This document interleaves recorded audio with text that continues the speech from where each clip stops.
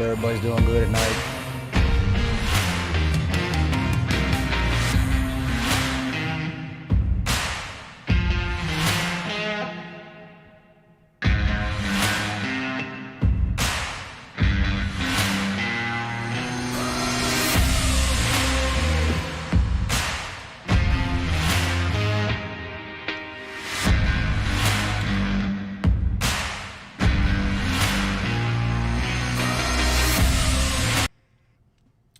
Hey, what's up, guys? This is Adam with TAT Express, and we're going to be talking about a couple of things today. We're going to be talking about maintenance. Hope you guys, everybody's doing well. Let me know where everybody's watching from. I had to make a quick mic adjustment, so excuse the mic setup. I hope you guys can hear me. Hope everybody's doing well. Like I said, we're going to talk about DPF maintenance. We're going to talk about washing the filter. I know this is something that was brought up to me before by the channel. Hey, what's going on, guys? How's everybody doing? Let me adjust this mic real quick. Guys, hope everybody's doing good today. Shout out to everybody that's come and visit us at the shop. I hope we were able to meet or exceed your expectations. If you had any issues, make sure to shoot me an email, info@tatexpressinc.com. We'll be able to address anything. Hey, what's going on? Phoenix, Arizona, Connecticut. How you guys doing? Chicago, Illinois. How you guys doing? What's up? Santiago, Frankie. How you guys doing? Long time, brother. Greeting from California. I'm looking at where our new location's gonna be, man. I'm thinking about you know, I don't know if I want to expand in the South or we want to go up to I like Chicago. I like the Chicago area. That's considered Midwest. You know, Midwest is a really safe travel area. Pretty safely, you can travel safely up that route throughout the year. So we're going to be talking about DPF maintenance. I know you guys brought up washing these filters before, and I have read some information from Detroit, and this is what they are releasing. That and it's a long study that shows that pretty much. Let's get to the subject. I'm going to get back to everybody's questions. I appreciate everybody tuning in, but I want to get to the subject. I want to get to that subject. There's a lot of information that I like to share with you guys to help keep you guys out of the shop.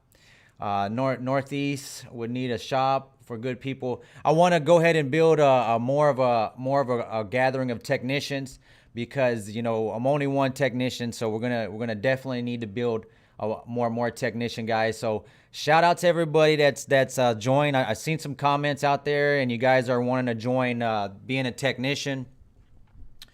And I'm psyched about that. I'm glad you guys are making those decisions. You know, there's a stigma that is not. I'm not a big fan of. And the stigma of being a journeyman or being a tradesman is just not looked well upon. So whether you're a driver or a technician, you know, this is something that is very well needed. So I'm not sure where this stigma started or where it come from, but it's something that I wish wasn't there, and it's gonna change, because technicians, diesel technicians, truck drivers, you guys can make a really good income. So hey, what's up, Rasa? How you guys doing? So back to what I was mentioning with Detroit. So let me bring this article that I was reading here. Bring this up here.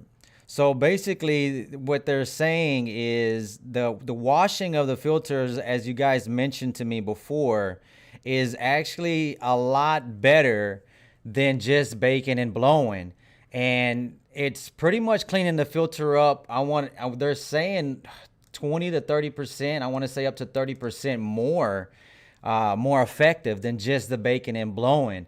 And this is some information that was released a while back, and the information that it's actually talking about is, if you guys are just doing, for example, just like a bake and blow, which is like the traditional way of cleaning your filter. I'm gonna switch it up right here, guys. I'm gonna go ahead and share so you guys have a little bit different. So the more traditional way of the baking and blowing, of your filter is not going to be enough to clean these filters anymore. Detroit is actually saying it's not even going to be approved if there's any issues with the after treatment system, the one box systems, and you're claiming warranty. If they find out that the filter was actually not cleaned properly in their way, then it can be denied the claim. So this is very big information here, because you think about, and I wanted to find this article that I was reading over. Let me see if I can. Okay, so the effective rate is basically the effectiveness rate is basically what they're calling it. It's 95% more effective, which is the heat, air, and liquid way of cleaning the filters, the DPF filters, than just the heat and air. Now, everyone knows the heat and air, which is the baking and blowing. It's what's been used for a very long time.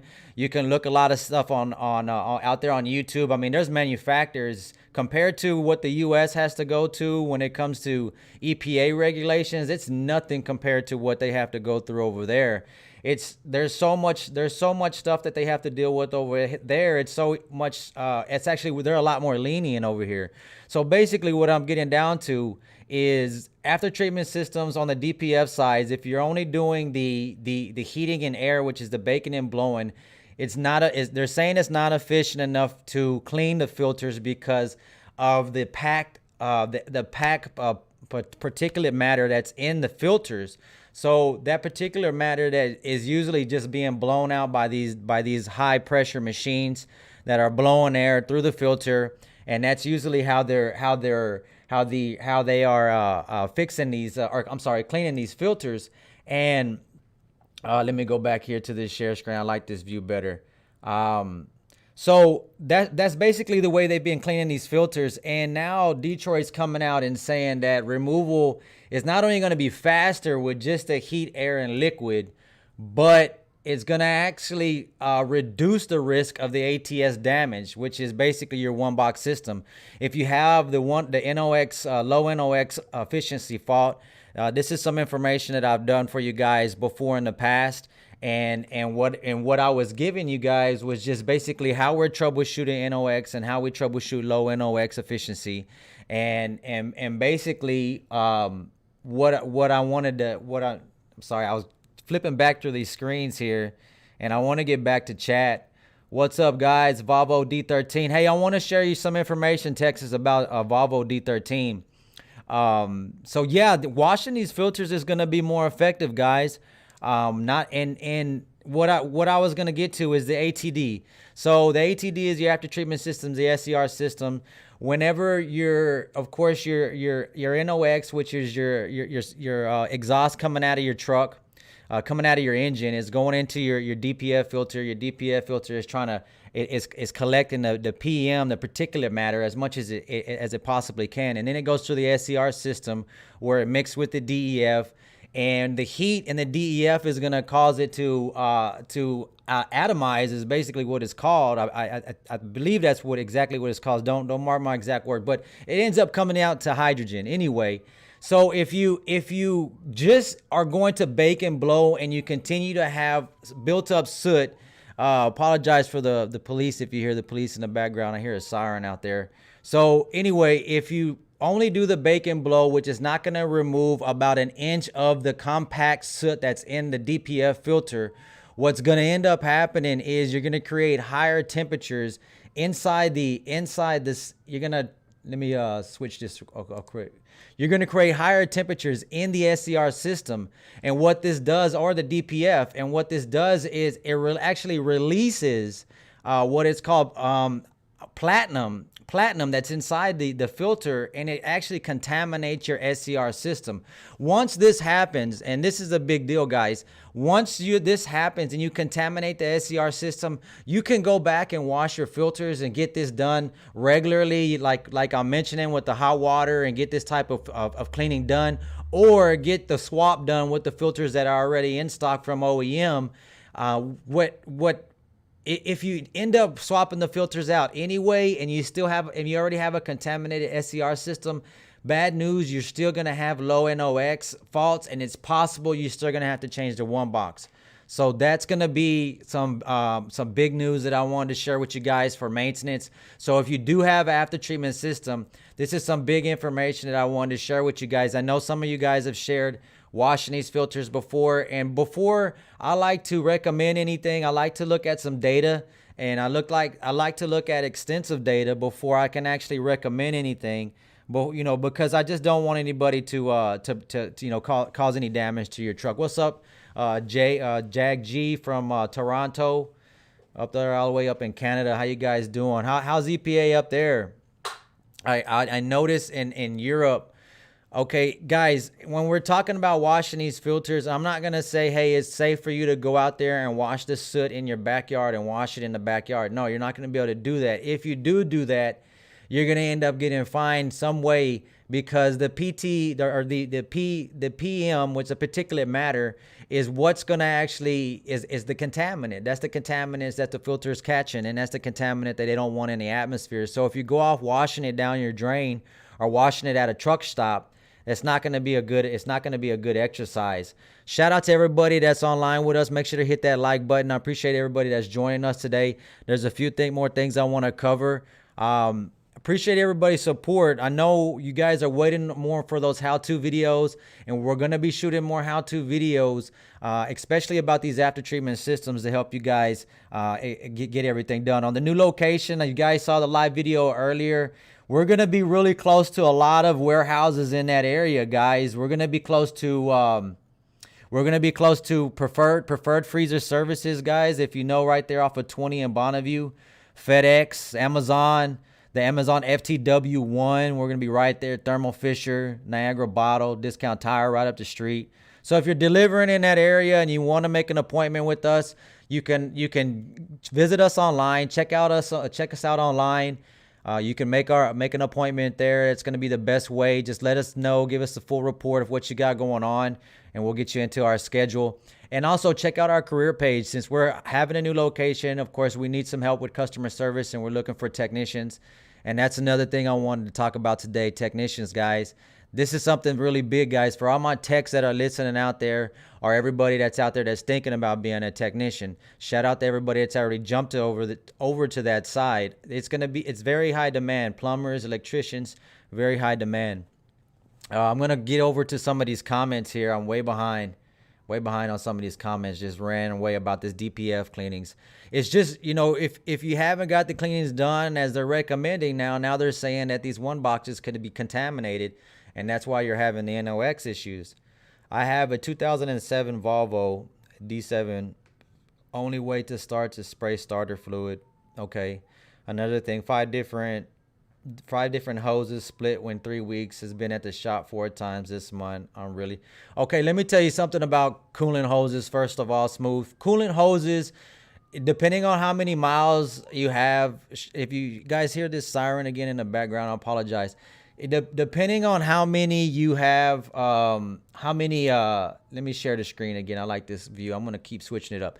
Depending on how many miles you have on the truck, it's a 2007. Okay, so if you're going to have a coolant hose go out or anything rupture on your truck and it's a coolant hose, guy, you're going to have, it's going to happen in another areas. Basically what I'm saying is they're all going to go out at the same time.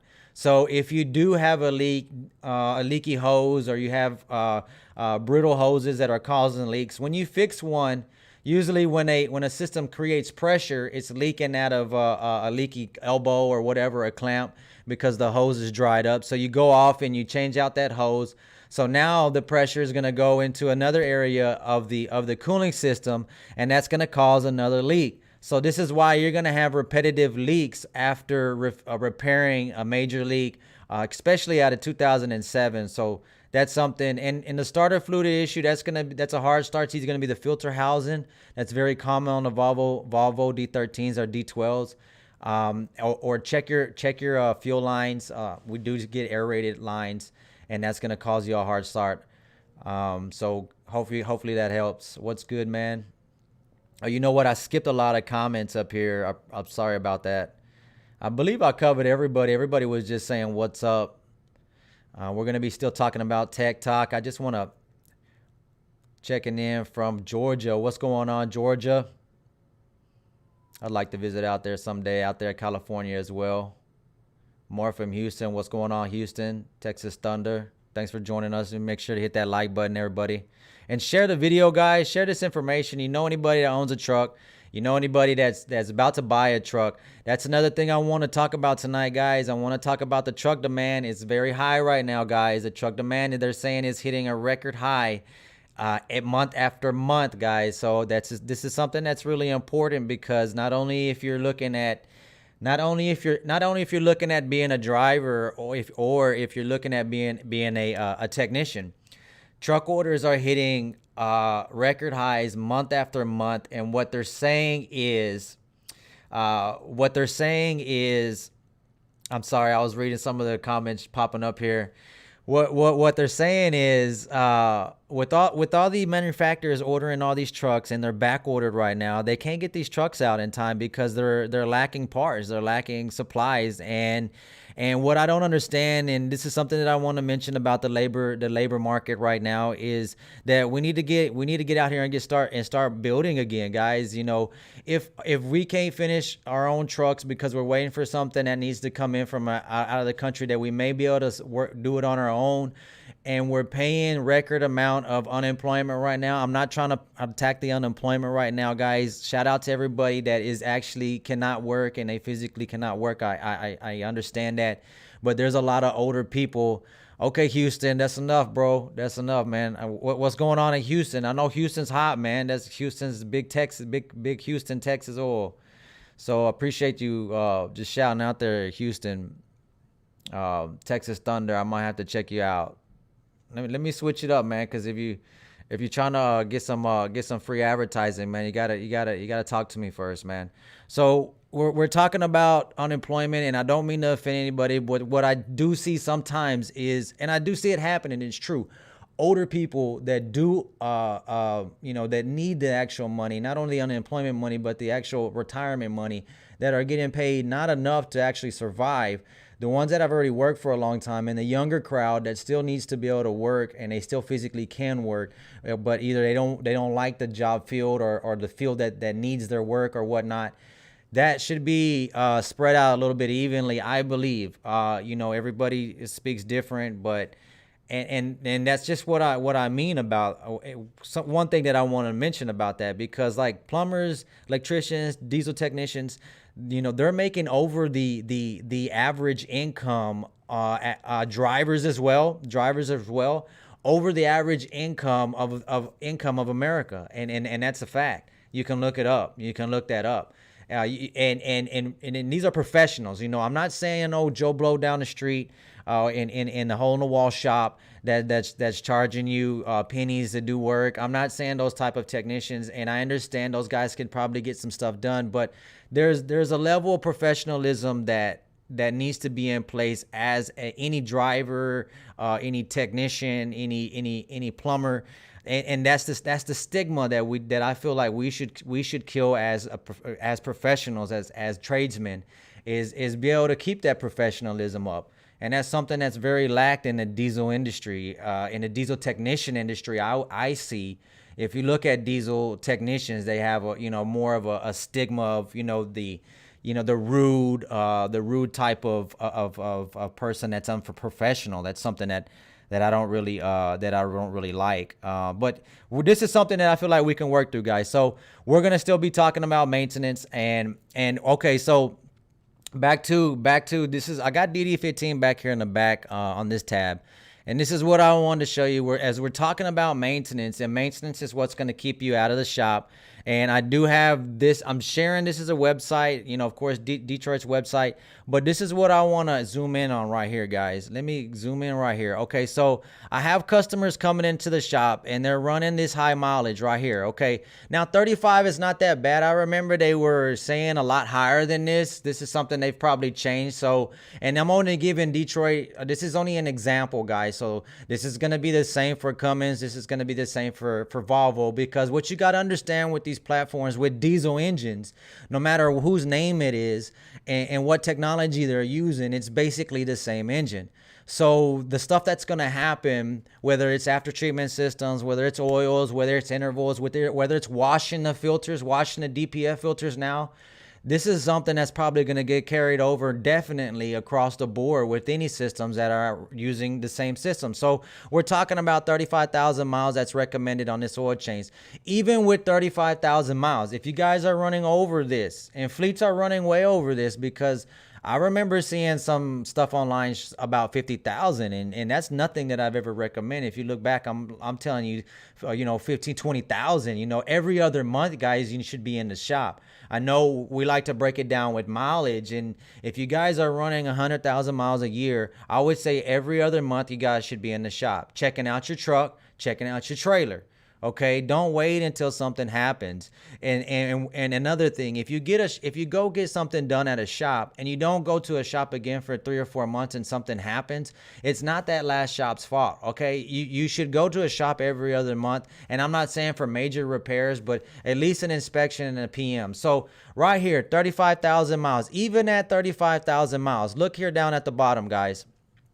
Look here down at the bottom, and this is asterisk, asterisk. I always say read the fine print right here.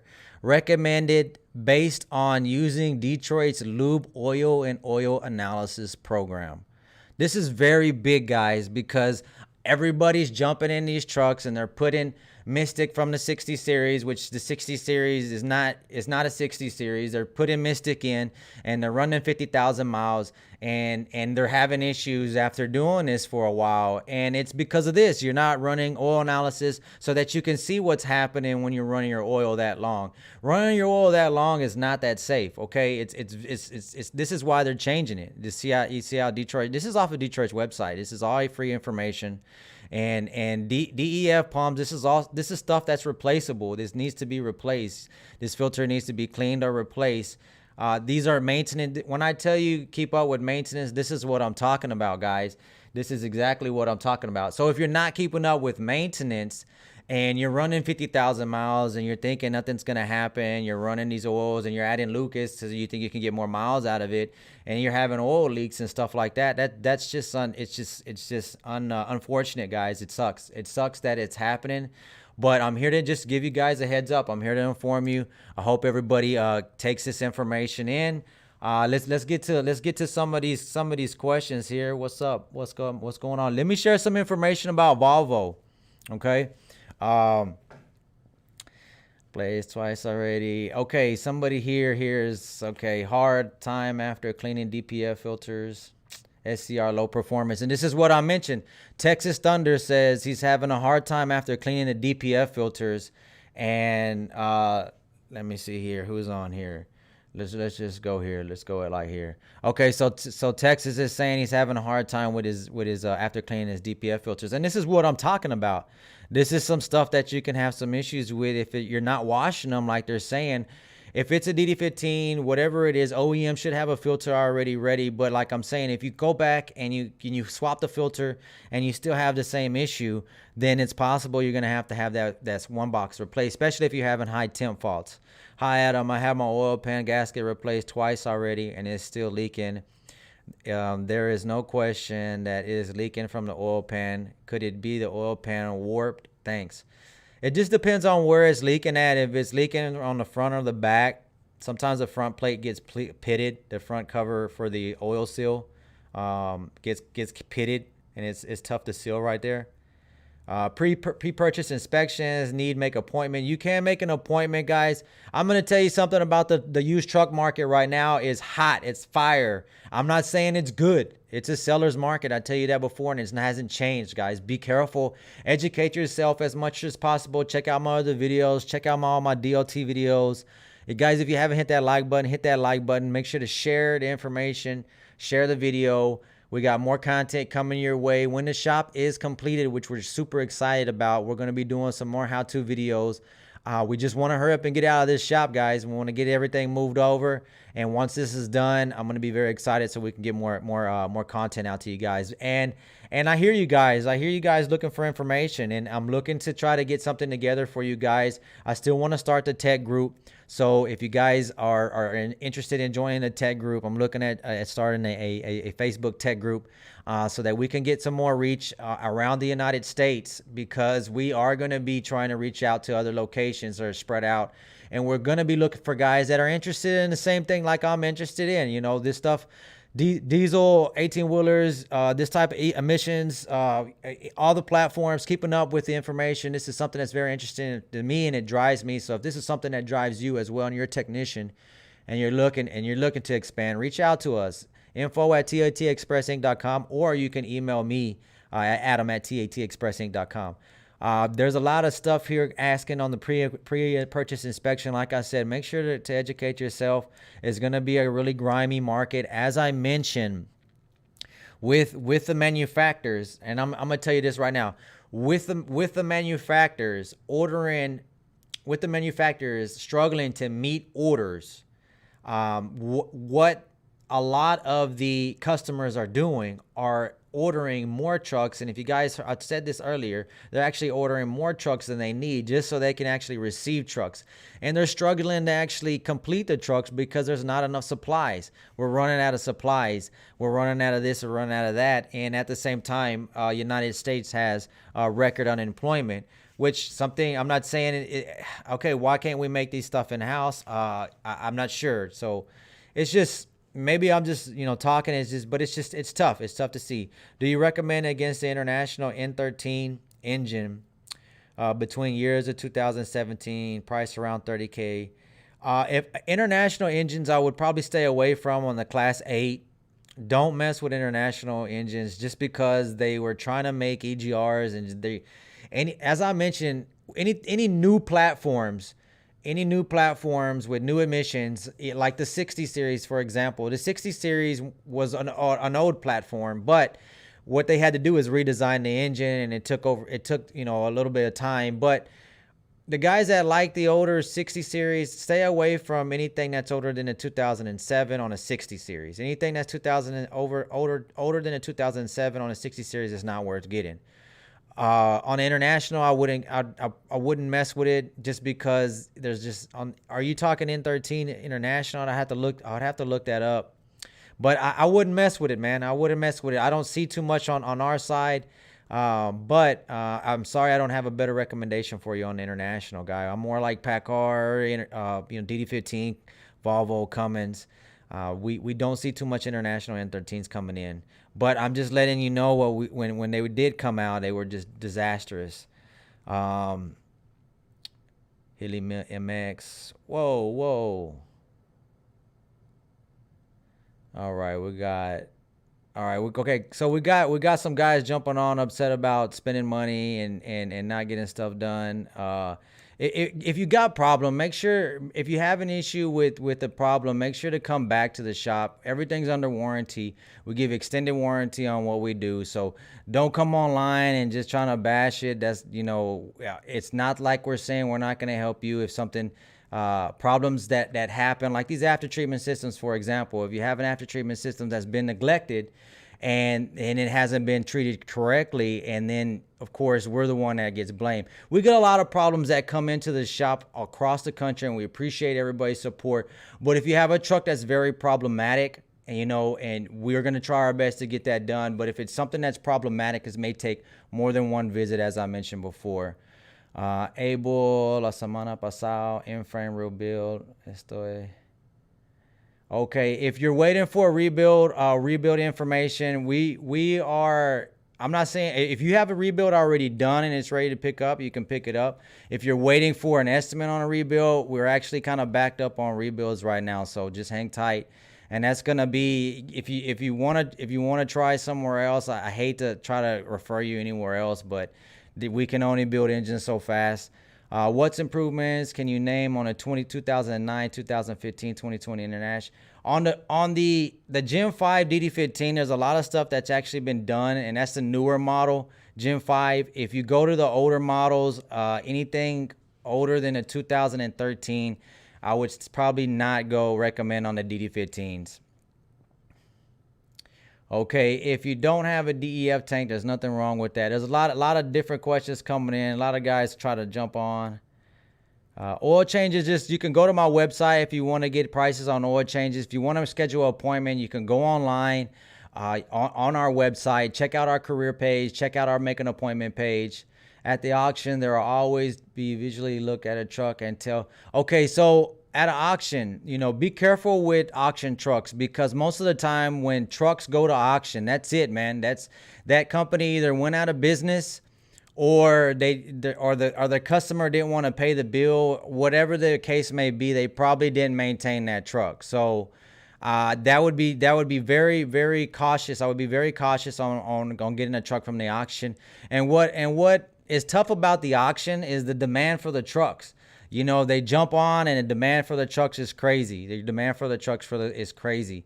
And so when you got people bidding on these trucks, and most of them start bidding on the look, like if they look at a truck and it looks good, but they're not really educated on the truck, or they didn't really thoroughly look the truck, they can drive that price up. So that's going to be tough buying on the auctions, especially with online auctions now are so large. You know, I think Ritchie Brothers is a very large online auction that joined with. There's another online auction company that they join with, but that's just very large. And the way that auction companies are throwing all this money at people to be able to auction in their area, I can see how buying trucks from the auction can be very easy and tempting. But I see a lot of people buy these trucks. I mean, there's a company that I know a few companies that buy a lot of these trucks from the auction, thinking, hey, it's a good buying truck. I got it on credit through the who would it be? It would be the auctioneers. I got it on credit through the auctioneers, and they're going to be the ones that are carrying the debt. And either they get somebody in the truck and they sell it to somebody, or they put a lease on somebody, and now the driver's paying for the truck. And I see this, and it's crappy trucks, and they're crappy trucks, and it happens. So that's the only thing I don't like about auctions. To buy a good truck, it's going to take a lot of time, just like buying a good house. So it's the same thing on auctions. Looking to buy a first dump truck, 2016 Peterbilt ISX 15, 2000K. 2016 Western Star has a DD15. I'm not too big of a fan of the Western Stars, just because of the body, the chassis, and they're just kind of long. If you're down for those longer trucks, that's fine. But I just feel like the shorter trucks are just more maneuverable. 2016-17 P with the MX. The PACCAR is a pretty solid engine. How many miles on the PACCAR? Got 250,000 on the PACCAR.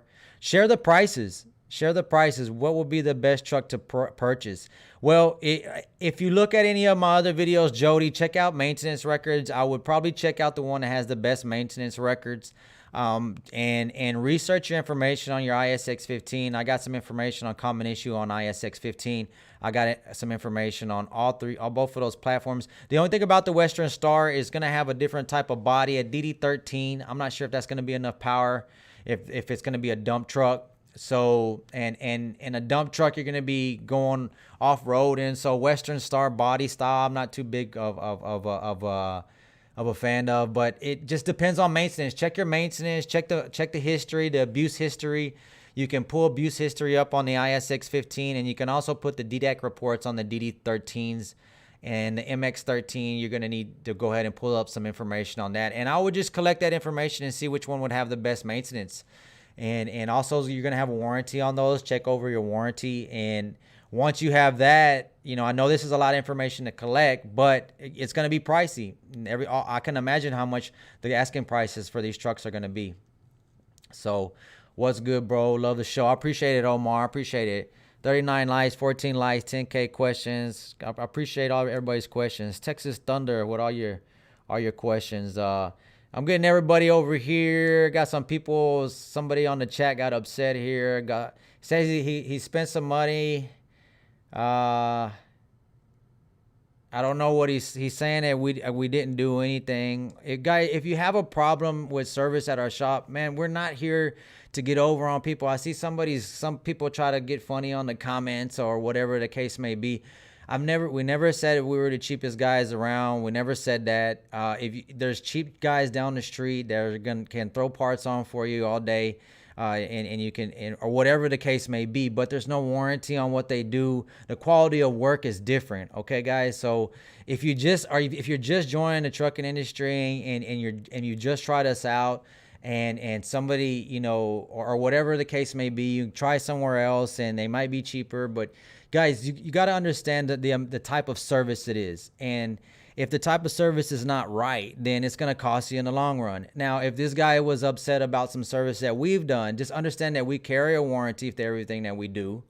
And we're not going to turn our backs on you guys. So how much would a transmission rebuild cost for a Mach 5 speed? I would need to know the serial number, and the serial number would be better to give you a price.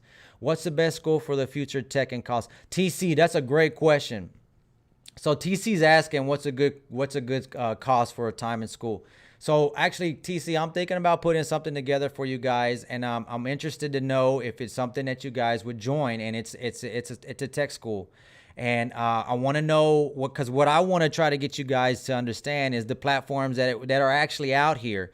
I've researched a little bit of what is out there when it comes to training, and there's not really great training. There's a lot of guys that actually probably don't work on trucks, and most of it is literature. So it's tough to even trust them. You know, it's tough to even trust them. So what I'd like to do is break you down, be able to give you a library of information that you can actually go to and reference to, that I can actually help you with, and I'm hoping to get that together for you pretty soon. Hey bro, we're so can you look at 97 Pete, okay, 97 Pete. That's an old truck. I mean, that's a pretty old truck. Caterpillars.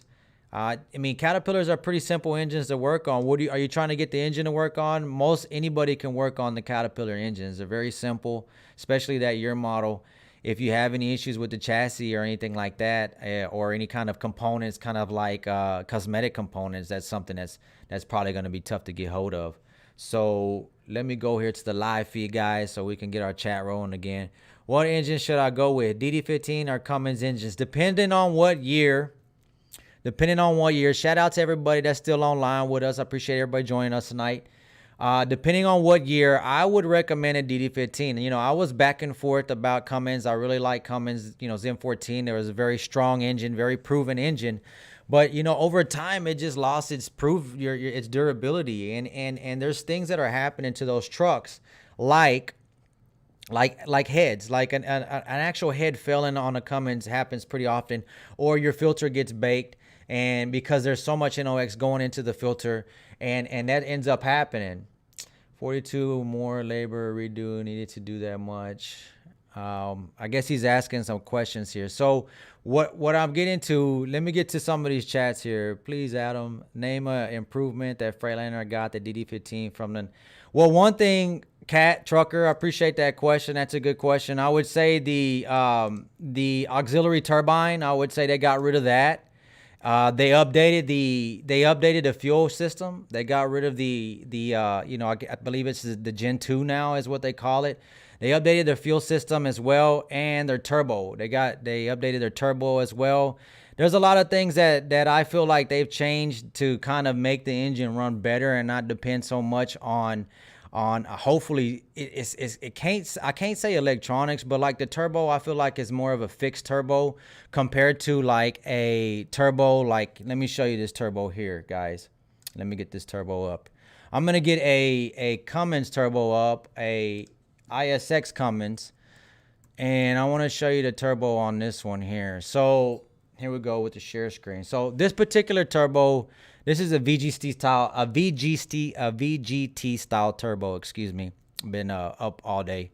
So anyway, VGT style turbo, and what happens is this area here is basically the lever that opens and closes the vanes inside the turbo. And the vanes inside the turbo is what controls your boost pressure.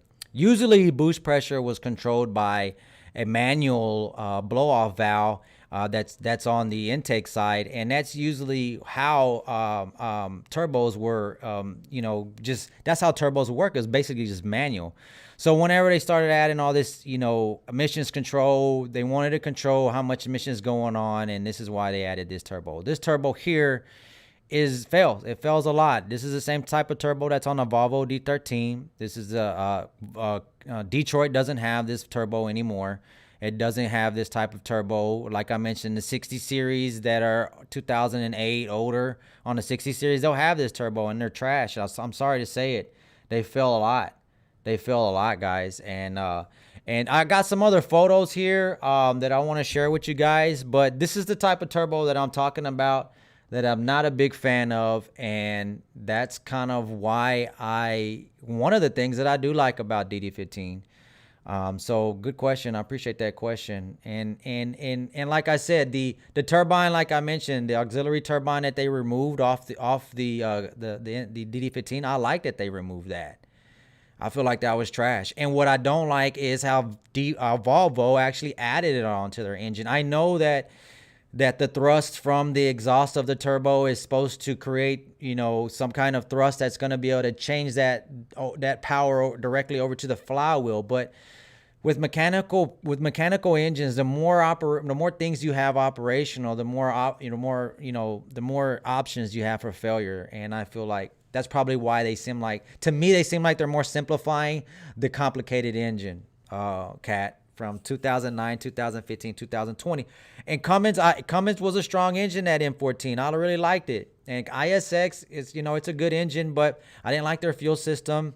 They had a real iffy fuel system. I didn't really like how, they had the fuel module, and it was really tough to troubleshoot when you had injector faults.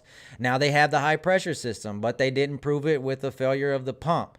And then, like I mentioned, the Cummins have issues with heads, so I don't like that too much. So it starts to kind of lose reliability. That's kind of why I lean more towards DD15s. But just understand with DD15, this is gonna be kind of like almost a throwaway engine unless you can find, if you can rebuild it at an early stage before you have major failures, you can push it even longer. But this engine just doesn't seem like it was designed to be rebuilt like the 60 series was. It's not the same type of material.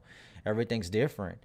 Marcus, what engine should I go with, DD15 or Cummins? Oh, I just answered that. I was just ranting on about that for like 15 minutes. They revised the oil lift pan. You say there's some more information there. Appreciate that. Thanks for that. Sorry I missed that. They have an aluminum one. Yeah. Oh yeah, the oil pan. Yeah, definitely. It's aluminum. You can't really tell. They both look plastic. That's even crazy. I'm jumping around. Engine rebuild. Squealing sound when started. They found upper and lower bearings scored, replaced, made same noise, tear back, open tomorrow. James, what type of engine? Hey, James says he just rebuilt the engine. They heard squealing sound when they restarted. They found upper and lower bearings scored, and they replaced them and made some noise, tearing it back down again tomorrow. Man, that sucks, man. That sucks because that's a lot of work to get into those engines and tear them up, tear them down. And this is why, guys, it's very important. We don't do a lot of overhauls because it takes a lot of time to get them done. You can't just get anybody to get these engines on together. Most of the time, even these rebuilders are having issues, and it's so tough to find really good rebuilt engines nowadays. Really tough. As I mentioned, especially with these engines actually being designed to be throwaway engines, it's tough to get rebuilt engines. I would suggest probably DD15, DD15 3/4 or even you can get 3/4 from Cummins. You can get even from Volvo. Texas Thunder, Volvo D13. I want to show you Volvo D13. I pressure wash it, 45 minutes, usage purple wash. Okay. Washing the truck. I want to show you some stuff on the D13. If you're washing your truck, or if you're washing your filter, that's cool. Let me show you something here. So this is something from a this is here from a Volvo D13. This is differential pressure sensor, and this is what I'm talking about that builds up with soot. Now, a differential pressure sensor, this is pretty basic. It's this side is going to be separate. Readings, and it's just basically testing the inlet and outlet of your pressure. And what happens is, and what I'm getting at is all this soot buildup is going to give it a wrong reading, and your turbo is going to open and close incorrectly. You're not gonna get the right running truck. You're gonna cause excessive NOx, and this is gonna cause excessive NOx to go on your after treatment system.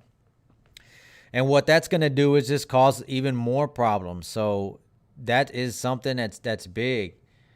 Guys, how long have we been going on here? We've been going on for 45 minutes. Got a lot of questions, man. I want to get to everybody. Let me get back over here to the live feed.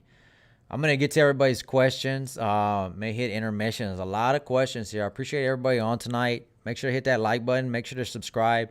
And make sure to share. Guys, if you have come to the shop, you've got any issues, and I keep seeing that because I saw this guy's comment here. Make sure to email us at info@tatexpressinc.com. I'm going to do everything we can to get that corrected. I want to make sure nothing like that happens if there was anything that was done incorrectly. Here we go. TAT Express, when can I take a look at my question? Please give me an idea on why upper and lower. James, I mean, that sucks that happened, man. I feel like that engine is going to be some kind of assembly issue or debris. Or make sure that the parts are correct. If you're spinning a bearing, be careful. You can actually spin that bearing and damage that and be a total loss engine. I am interested in hydrogen use to help the emissions problem. The nuclear bomb says, I am interested in hydrogen use to help the emission problems. Me too.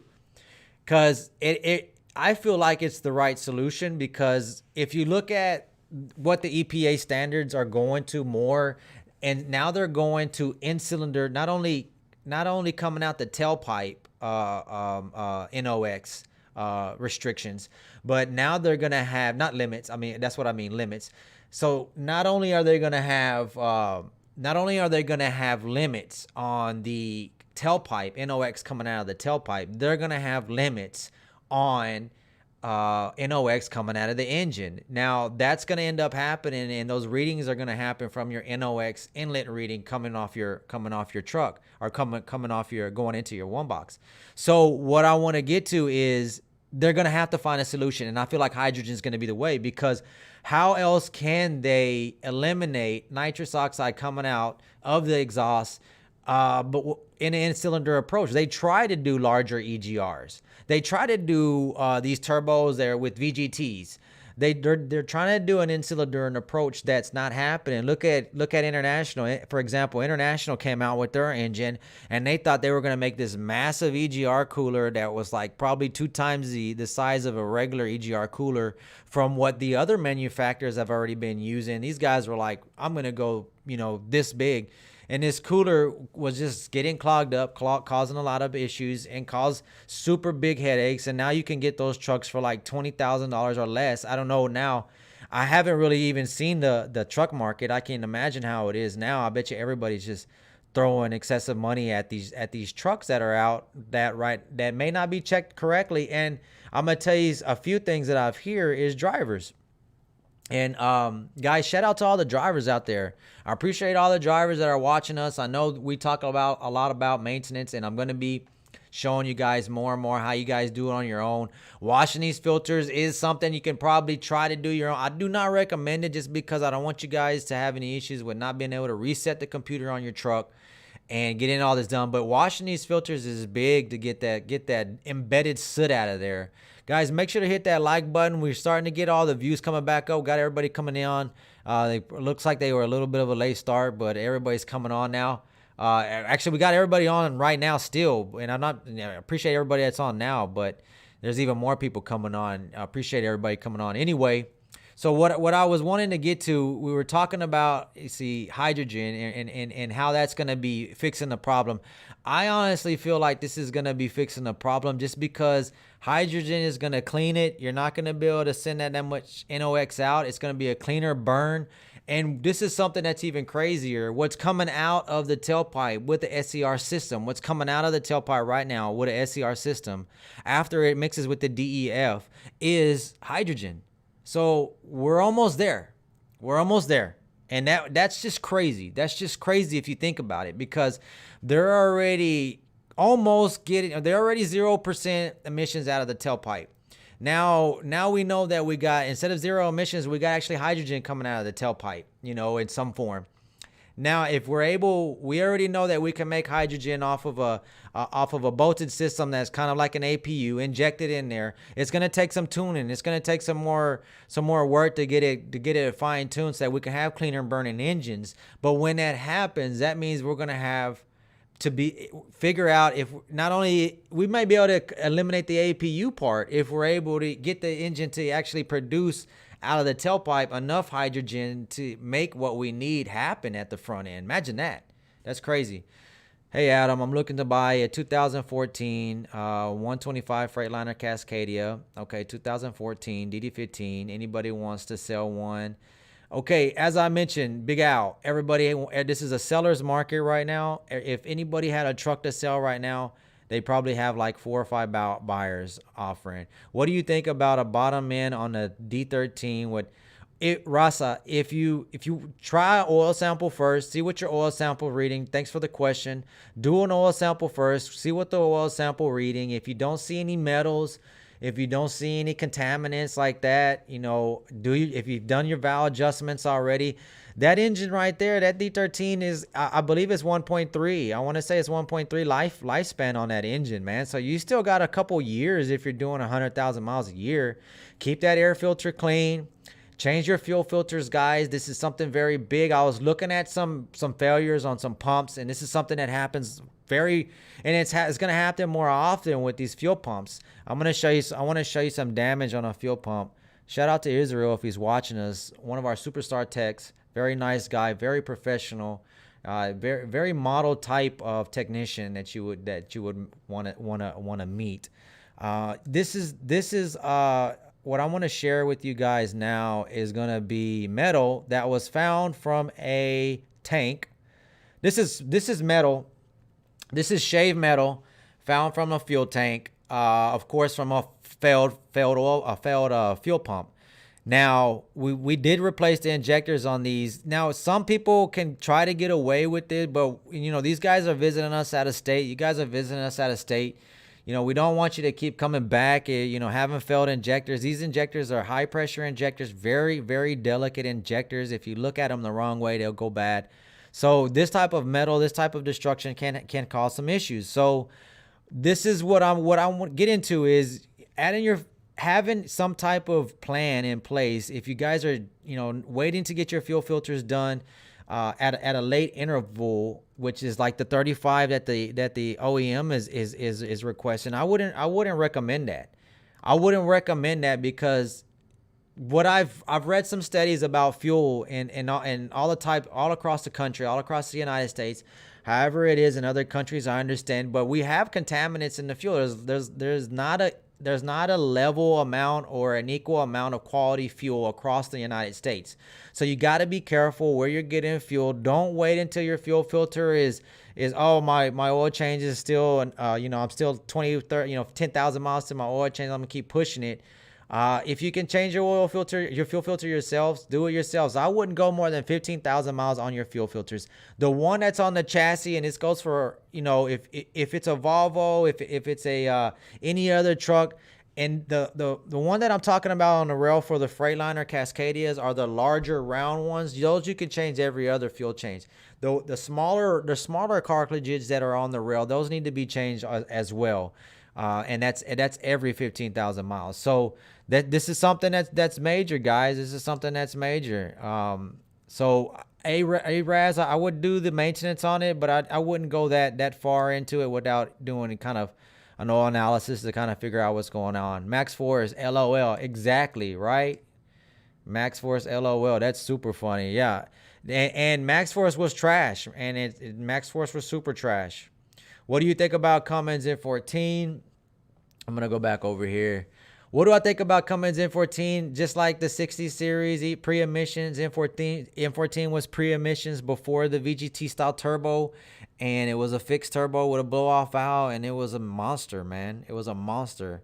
I had a truck we used to run Midwest, and they loved it because it would just roar. He said that engine would keep me up. That engine would be what, you know, kept me moving, you know, because it sounded so good. They don't make engines like that no more. And I remember when we opened up off of Fenn Road, off of 45 and Fenn Road by Love's, We were there for a few years. When we opened up there, I remember the 60 series came out, and that was the last 60 series, 2008. That was 2007 is when they stopped making the 60 series. 2008 is when they started modifying them with these different, heads and so they can meet EPA, and they sounded like crap. They sounded like, and I'm sorry, I know there are some still guys out there with those 14 liters, and I know you guys still got them. They can still go, but if you just they're strong, and I understand they can still run, but with the emissions on it, it just didn't sound that well. It didn't sound that well. So I shout out to everybody that has one, that stuck with one, but make sure to keep them up. Don't maintain them. Don't ride them to the ground. There still can be a good truck if you maintain them. Can you do a rebuild yourself for 9 only? Hard part lifting is ahead. Okay, can you do a rebuild yourself? Lee Dickerson. Okay, Lee Dickerson says, can you do a rebuild for 9,000 yourself with the part? Hard lifting part is the head. You're gonna need torque wrenches to crank down on these, to torque down these rod bolts. It's not the rod bolts, but the crank, the crankcap bolts. It's very hard. It's very hard. Yeah, you could try to do it yourself, but what I don't want to hear is like James is here telling me rebuild engine squealing sound after restarted it and found the upper and lower bearing score, and he has to tear down again. That's just a headache. You don't want to do that. I have an issue where my truck regens every 800 to 900 miles. I changed every part on the emission size and I can't figure it out. Big Josh, have you had your filters washed before? If you haven't had them washed, as I'm mentioning, that's probably an issue where that soot is so compact in there that you're having issues where it's asking you to regen again and again and again. And these comments that are coming up right here, I'm actually reading some comments that were here before, and I'll show you here. These comments here I'm reading that were coming in before. So that's the guys I'm trying to catch up to. Last DEF filter changed. DEF filter. Big Josh, snap test performance with the turbo exhaust removed. Ryan, that's a good question, or that's a good way to check that out, is checking to see if you're producing excessive soot. If you are producing excessive soot, you're gonna need to get that checked out. If you're burning excessive oil, that's something as well that needs to be checked out. Let me see here, everybody. Let me see here, man. There's a lot of questions, man. I don't know if I'm gonna be able to catch up to all these guys, everybody, man. There's a Big Josh here. Big Josh says, snap test. Yeah, it's a 2007. I take EGR clean, new harness and sensor. Man, if it's a 2007, you're probably going to need a new filter. Man, those filters are going to be bad. And especially what I would make sure is your differential pressure sensor is reading correctly. You don't have any leaks on your filter. Make sure it's reading correctly. Saludas de Chicago. How you doing, Chicago? Pete, okay, here we go. Judy's got some prices on these. Man, look at these prices. Peterbilt with the MX-13 is $124,000. ISX 15, they're right there. And what'd you say, Judy? Let me go. Judy was going, let me see here. I'm going to go here and let's go here. So I'm looking at these prices right now, guys. This is some prices on some used trucks. Really some good information from Judy Green. Judy Green said, okay, so these are 2016 models with 200K miles on them. And Judy, you're saying that these are going for 124K? That's crazy. 2016. Wow. I mean, am I reading this correctly? I wonder if I'm reading this correctly. Let me go down here and see. Judy, let me know if I'm reading that correctly. Let me know if I'm reading that correctly, Judy. That's nuts. If you're saying, she's saying here, Judy's saying at 129K for the 2016 Peterbilt. That's I mean, it's basically a new truck. I guess I shouldn't say that's crazy. I guess most of the trucks that I see are 500K. So I guess that's not crazy, but I'm just surprised to see how much they've increased. But if you look at the demand right now, that's so high and the manufacturers can't get them out in time. Guys, I mean, and unemployment it's at its highest. You know, maybe these guys, maybe we need to get back, maybe we need to get in there and start making these trucks. Let me see here. To redo if needed, we had to do that much. James D. Okay, sorry, I'm trying to get on all these questions here. Friend has a 2000 2K Kenworth Cummins, has low speed surging issues. He needs help. Okay, it's got the Cummins in it. There are some fuel tests we can do on that. What I would start with is a fuel filter. Check this fuel filter. Maybe the low pump is low pressure side is either getting air, could be getting air, or it's struggling, and that's probably where you can get your surge from. Let me go back here to the center. I'm gonna keep switching you guys around so we can keep seeing different stuff.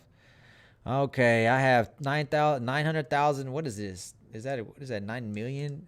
How many zeros did you put there? Okay, you got 9. Okay, you almost got a million D13.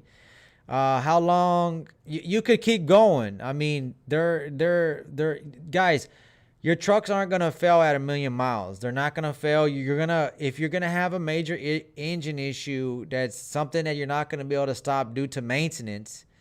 You know, keep your maintenance up. You're not gonna have to worry about right at 1,000,000 your truck's gonna fail. But what I would like to mention to you guys, and I'm glad you guys brought this up, and look at the prices of these trucks. So this is something that's good, and this is gonna go in line with what I want to tell you guys. Okay, so with the truck prices as high as they are, and that's very high demand, shout out to all the technicians out there. If you guys are looking to join the trucking industry as a technician or a driver, it's everywhere. And now I remember what I wanted to say earlier about the drivers.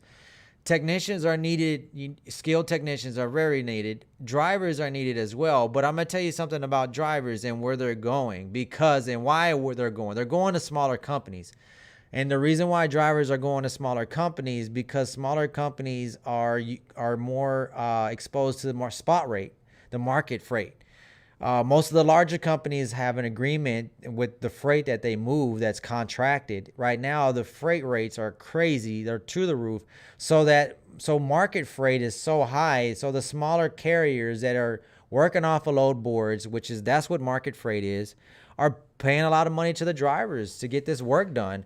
There's companies out there that have so many trucks, but they cannot get a driver in it because there's just not enough drivers out there, guys.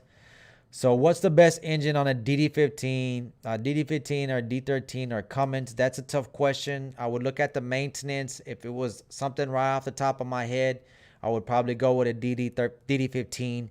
Something that's older than a 2014 model. I wouldn't go anything older than that.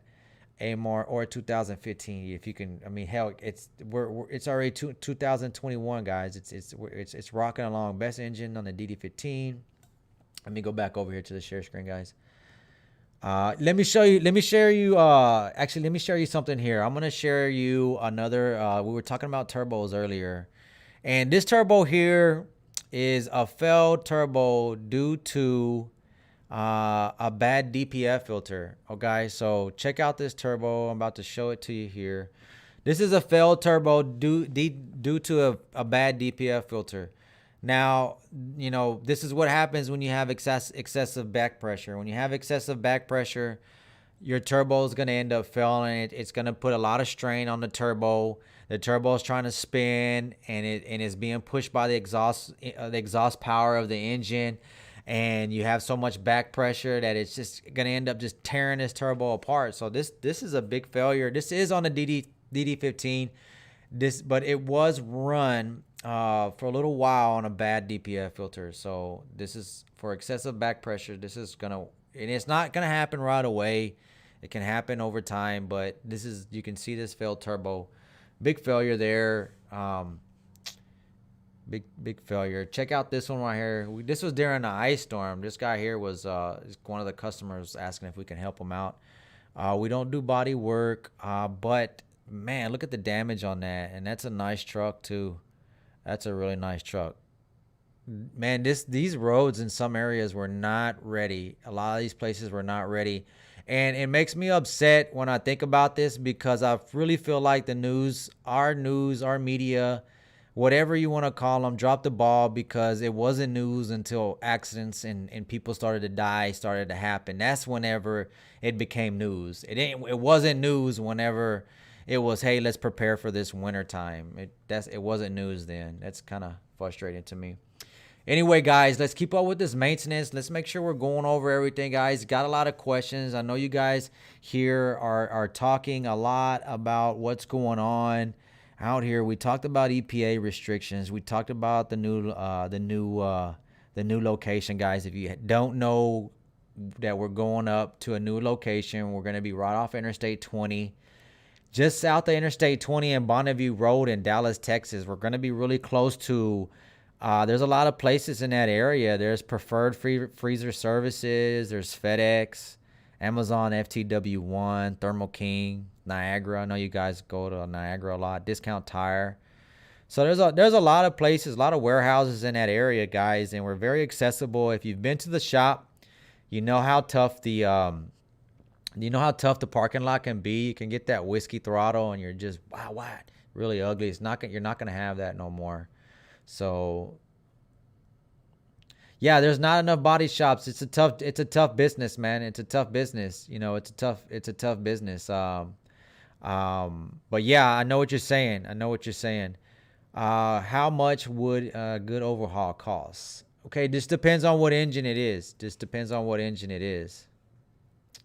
Everybody's got some good questions here. Good questions.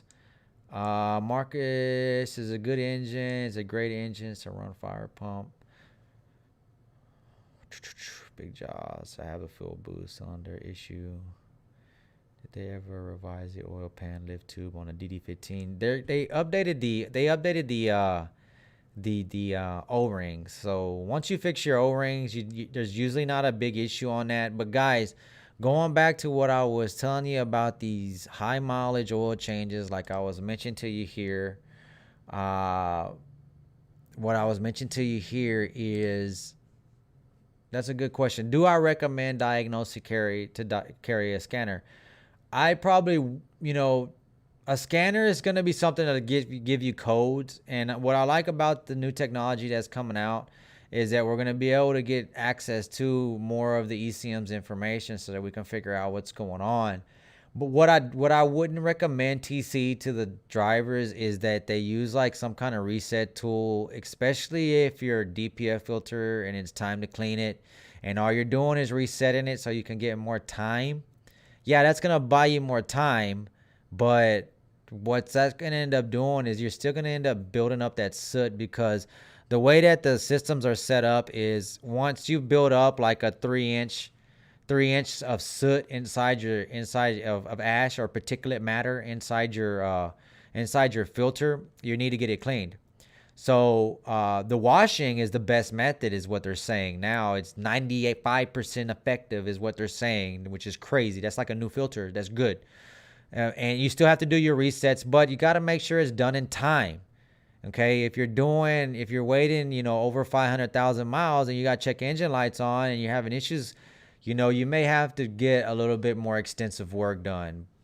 So that's basically what I would say to that. I want to buy my first truck. What truck should I buy? Juan, that's a good question. I get that a lot. Check out my videos. I would it's going to take a while. It's going to be tough to just jump into a good truck. The market is very tough right now. But yeah, that's what I would suggest. And I'm sorry I'm jumping around. I was trying to get to these questions over here, sadly, but there are a lot of 24/7 road service out there that don't have laptops. They just hook up to drag you to the shop. I have a little scanner. At least I know what's behind the light. Okay, so you're right on those guys. And, it's these predatory people, like these laptop software people that are selling, and they're very predatory, and they're saying, hey, I can sell you a laptop and this and that and the other. But OEM, I always recommend OEM information or OEM tools to work on trucks. I wouldn't mess with it.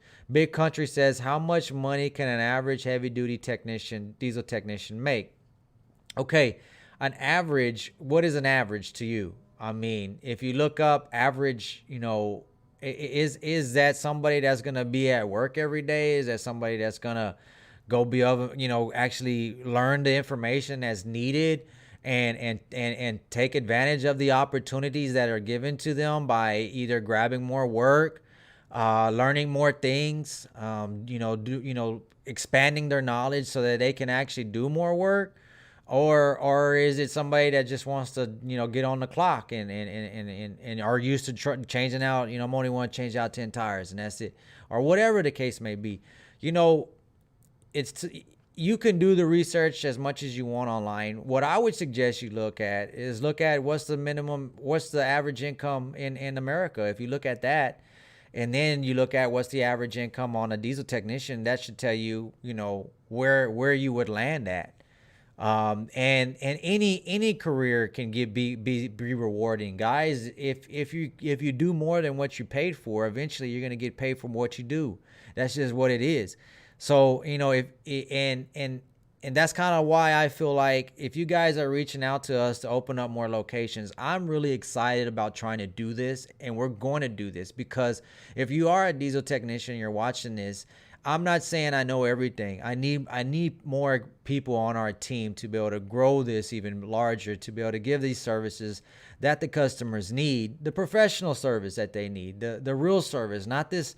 I got a message this one customer, and even the easy stuff. I had a customer, he went to Speedco, and he said, and I don't mean to down Speedco, but I understand that guys need to start somewhere, and it is tough because sometimes Speedco is just gonna let people on there, and they're gonna let those guys do oil changes. But so this guy says right after an oil change, he ends up getting a major oil leak. He had to get another oil change, and it slowed the oil leak down. And I'm just like, wow. Like I'm sorry to hear that from you guys, and I know it can happen, but something as easy as that, it's just tough to hear. You explain things well. Keep up the great work. I appreciate it, Arturo. I appreciate that comment. What happens if I replace the DPF filters without inserting a number into the DEF ECM or reset on its own? It won't reset up on its own, Cat.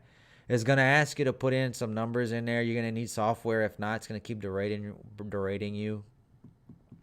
It's going to keep derating you. So buying a 2009, staying away from DEF, or 2001. I mean, that's an older truck. Okay, cool, older trucks. But the only thing that I run into problems with is parts, man. We can't even, we're running out of parts. Reman parts on anything like for an injector is crazy. You don't even know if it's good or not. It could be trash out of the box, So if you're going to a 2001, I mean, it's pretty much going to be everything reman on that truck. I mean, yeah, it sucks. If it's going to work and it's going to keep making you money, that's fine. But sometimes those older trucks can be tough to maintain if they weren't maintained in the first place. Is a good example or a good explanation, I should say.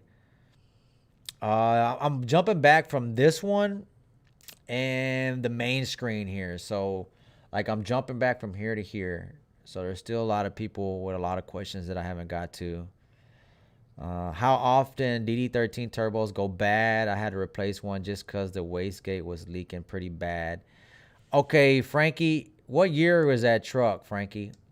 You usually don't have to change them. They're really good turbos. They're really strong fixed turbos. But the thing is, if you did have to replace it because of the actuator, I don't know. I like this one, or I think I like this one. If you did have to replace it because of the actuator or the wastegate, it's mostly because of the part availability. There probably wasn't any available parts out there. They sell them complete. I know that's pretty wasteful on our half, but at the same time, you don't want to keep patching stuff and keep working. First day at the new place tomorrow, working at a big trucks for the first time. Any recommendations, Aaron? Let's work on the stigma.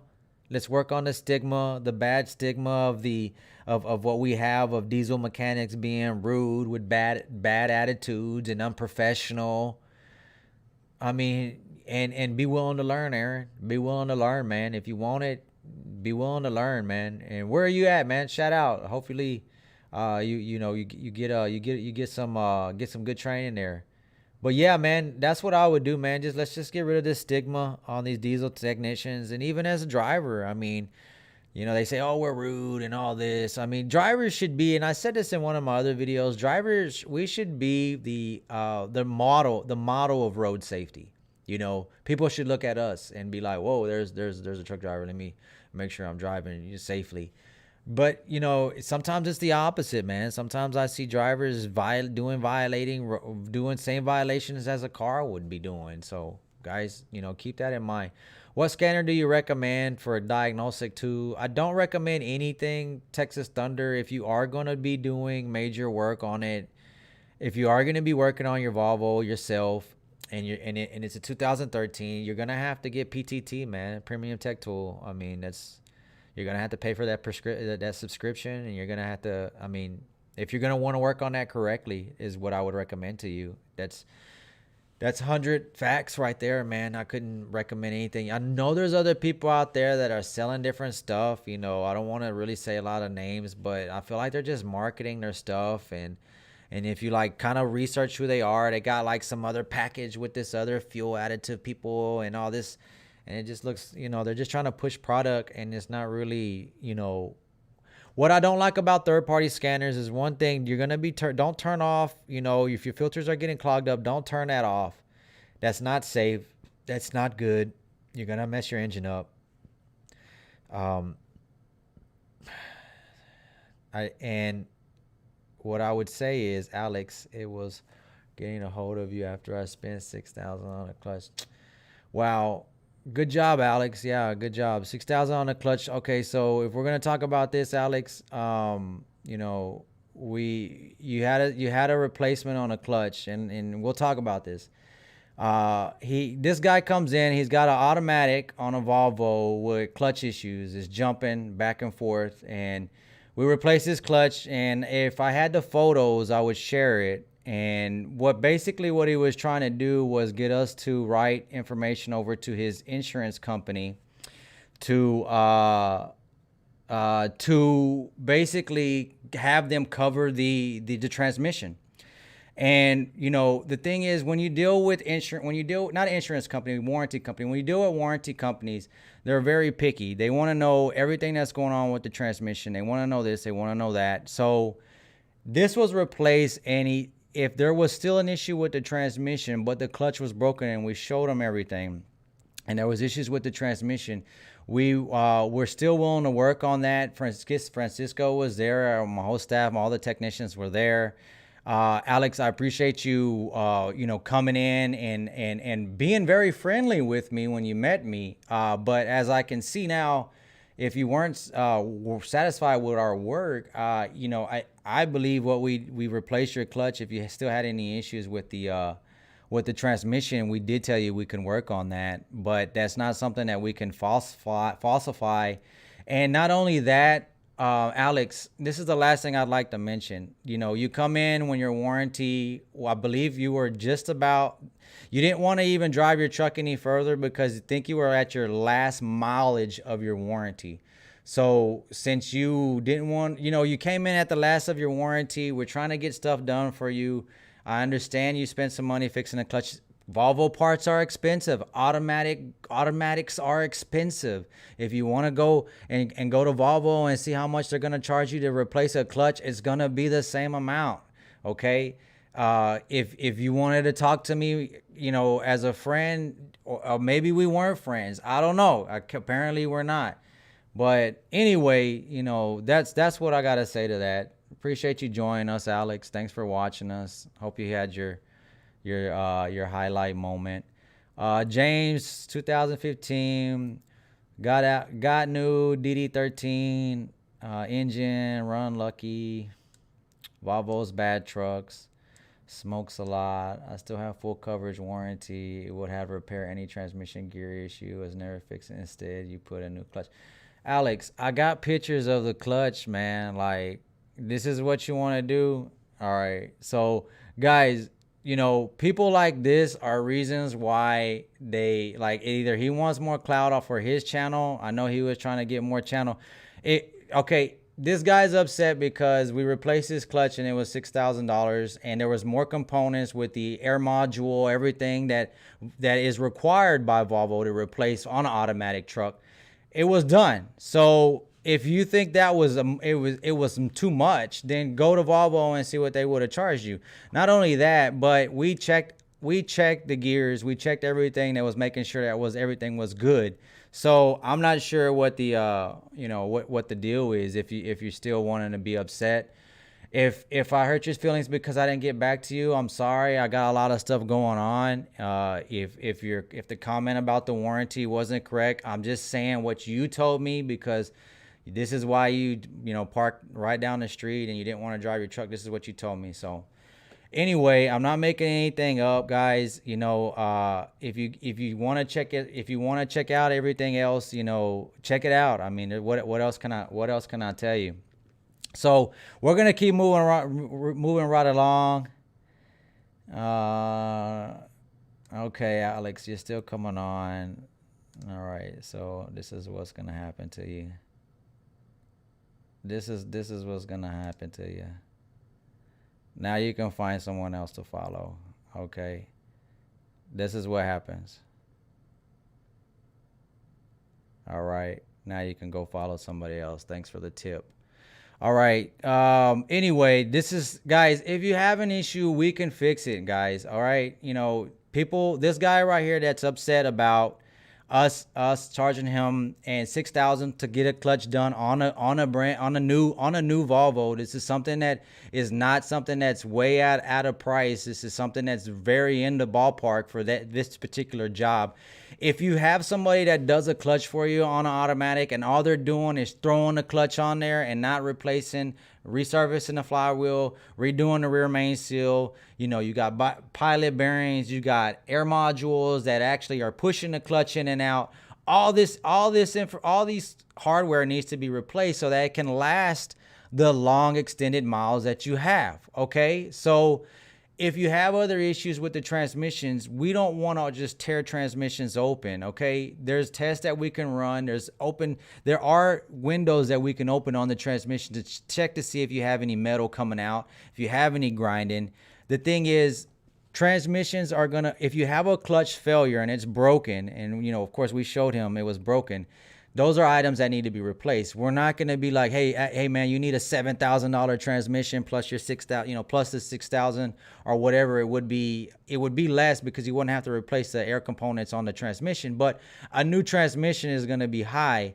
And maybe he did need to open up the transmission, and this is why we said come back and we'll open up your transmission. But for you guys to, for him to come online like this back and forth, I don't feel like that's too professional, Alex. So shout out to Alex. I would move on to the next topic. Volvo is not cheap. Thanks, Cash. Thanks, bro. Appreciate that. Ignore him, likes pouring fuel, right? Yeah, I appreciate that, Ricardo.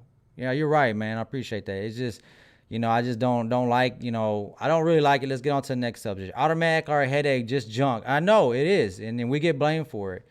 Alex need a snack. Yeah, he does need it. He needs to sit down somewhere. My driver training back in the day told me if you see driver complaining, walk away. They will ruin your day. So true. TC, appreciate that, bro. I appreciate that, man. I appreciate that. And you know what? The drama actually brought the views up, so I appreciate that. And you guys, 2007 C15 Acer fuel filter needing replacement every 5,000 miles, according to the gauge on the dash. What could be the cause? Where are you getting your fuel at? And if you are getting that sensor coming up, you might want to check that sensor. You might want to check that fuel filter housing to see if you got any issues, any build up in that fuel filter housing, because that's possible. And as I mentioned, how many you're saying you're going 5,000 miles? Well, 5,000 miles is I mean, how are you getting a dash light at 5,000? What is OEM? OEM saying, I would say about 10,000. Check the gauge. Not the gauge. It would be a sensor. If it's clogged, the sensor's possibly clogged. So I appreciate that question. Appreciate you taking your Sunday on a night. I know we're almost wrapping it up. What truck should I buy? Go over the road is my first. I would go with a DD15, man. You know, I would go with a DD15 if it's your first truck. You know, but as I mentioned before, it's tough. It's tough to get. It's tough to get a good truck. It's tough to get a good truck. You know, guys now think why this guy promoting his shop. What is it? Guys now think why this guy promoting his shop. How busy you guys are. We're pretty busy. We can take it on. And guy, hey, if you we are I am promoting TAT. I mean, it is our shop, it is our brand. If you and we try to help everybody out. You know, there are going to be some issues, but we're not going to turn our backs on anybody, guys. If you guys need help, we're going to help you out. How busy are you? It just depends on what you need. If it's, you know, I would get with Francisco, or if you can schedule an appointment online and we'll get back to you. You can go to tatexpressinc.com and schedule an appointment there. Mainly loves.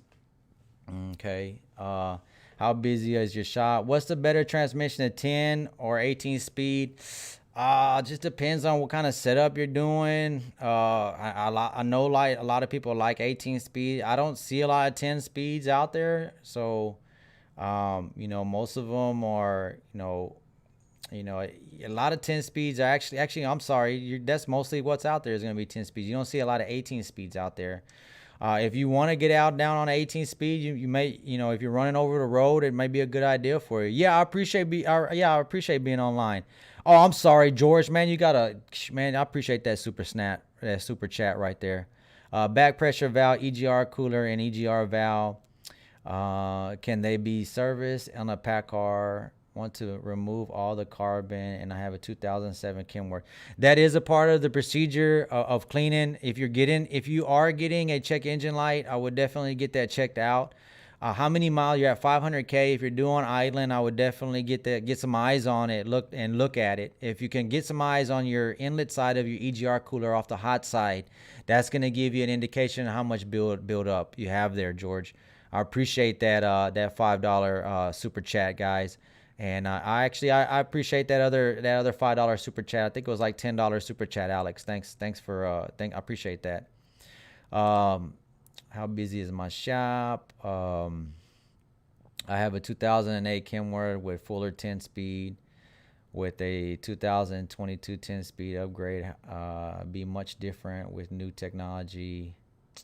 Well, you know, the DT12 and a lot of the new transmissions are just going like 12 speeds.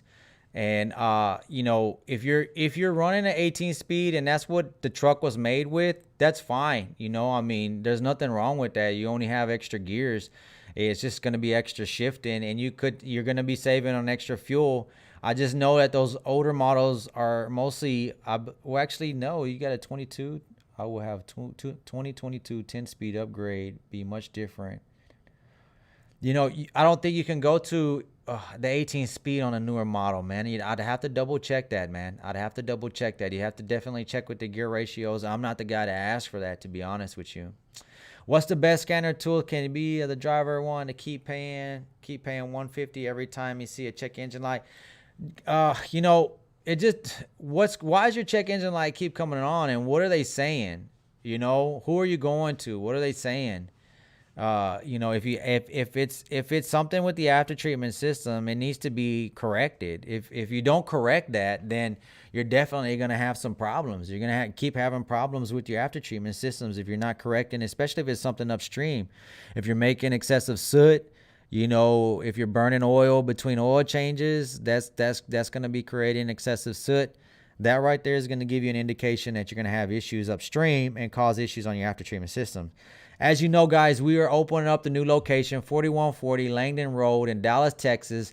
We're just off of Interstate 45. I'm sorry, we're going to be off of Interstate 20 and Bonnevie Road, just south of Interstate 20 and Bonnevie Road. So if you want to schedule an appointment, you can schedule an appointment online, tatexpressinc.com.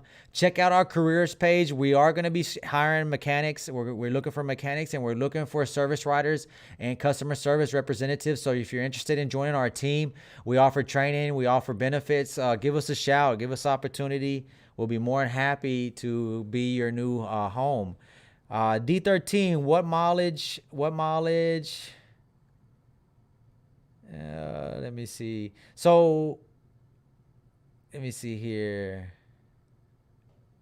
And so if guys, if you got issues, I don't know, just on your truck, come on here. 2012 Freightliner makes knocking sound when turning.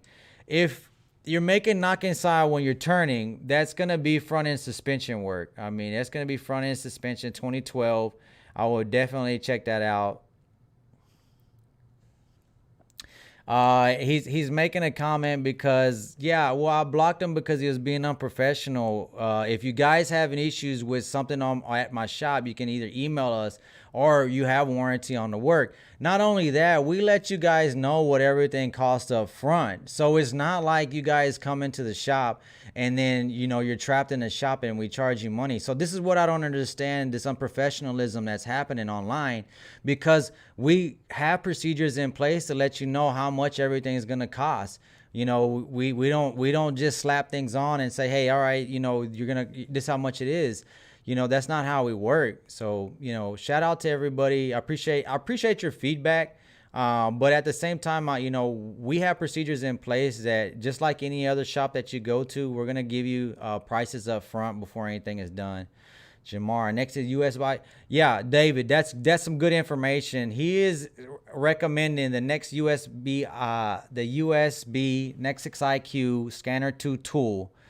And the reason, David, thanks for mentioning this. David is actually recommending a tool for scanning your truck. And the reason why, David, I didn't recommend this, David, is just because of the price tag. You're gonna be spending at least $1,000 just for the license, and probably another $1,000 on this hookup. And this is before the laptop. You know, you gotta buy a good laptop. You can't buy just a cheap, you know, $400 or $500 laptop, and you think you're gonna be all right. That's not gonna work. You're gonna need to buy you look. You're gonna need to look at the software requirements first of all when you buy these engines, and the software requirements for a Volvo is gonna be pretty high. So when you look at that, that's definitely gonna be something you want to think about when you're purchasing that. He says Alex is from Europe. Sometimes they cry more than they listen. What's wrong with the PACCAR engine? I don't see anything wrong with the PACCAR engine. I just feel like there is a lot of issues with just parts availability, one thing, and just the accessibility of working on it. It's not very accessible. Guys, I'm about to wrap it up. I'm getting pretty tired. I've already been going on for an hour and a half. I appreciate everybody's coming on tonight. I'm going to be going on again. If not on next Sunday, we're going to be going on again on Wednesday. I want to bring up some more information about maintenance and everything you guys need to know about your truck. If you guys need any help or anything like that, make sure to give us a shout. You can also give us a call at 972-225-3017, or you can schedule an appointment online. And the guys that want to be unprofessional online, reach out to me if there's some issues that you had at the shop. You know, I want to make sure that was handled correctly. I can't be everywhere at once, but I'm going to make sure that if there was something that was wrong on our end, I want to make sure that we get that done correctly. And that's the last thing that I want to say about that. And guys, have a good night. I appreciate everybody's information. I appreciate everybody's feedback. And we're going to keep moving along. And thanks again for everybody's joining us. A lot of people join us tonight. Make sure to hit that like button. Make sure to hit that share button. If you know anybody that owns a truck and are about to buy a truck, make sure to share my channel, share my information. Make sure everybody is just sharing the knowledge, so that if you are going to buy a new truck and you want to buy a new truck, make sure you're educating yourself on this information. My favorite engine, I would answer this question at the end. My favorite engine, I would say, it would be DD15. I would, you know, as I mentioned, I was a Cummins guy. I really liked Cummins back in the day, in the N14 days. And I wanted to stick with Cummins for the longest. But after a while, I was just kind of like, you know what? I don't want to keep pushing. Cummins if they're going to have failures, man. I really wish they would get that under control. Guys, that's true. There is no shops for PACCAR, just a few good engines. Thanks very much, Adam, for giving us the education. Adam, I know there's haters, man. They're gonna come out. I knew that. I know that's gonna. I read about haters, and they're gonna keep coming out. And I understand that we're not gonna be for everybody, and that's fine. I understand that. I never said we're for everybody. So as a shop, we understand that we're not for everybody. So, but we're not here to get over on people. So that's definitely not what we're trying to do. So don't put out that type of information. If that was the type of person I was, we wouldn't be out here trying to get this information out. But appreciate everybody's support. As I said, if you want to schedule an appointment, you can schedule at tatexpressinc.com. You can schedule an appointment. We can help you out if you got any questions. I appreciate everybody's help.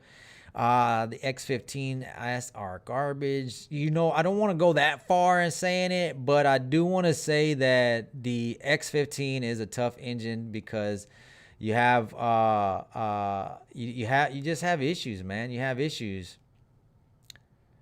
Yeah, I appreciate that. I'm gonna keep moving, G. I appreciate that question. I appreciate that. And you know, I didn't take it too. I mean, but you know, I don't take it too personal, but a little bit I do, just because I actually work hard to try to make sure everybody gets taken care of and everybody's informed, and there should be processes in place that nobody gets upset like this. So I appreciate everybody supporting the channel and everybody helping us out. And if you got any questions, make sure to hit us up.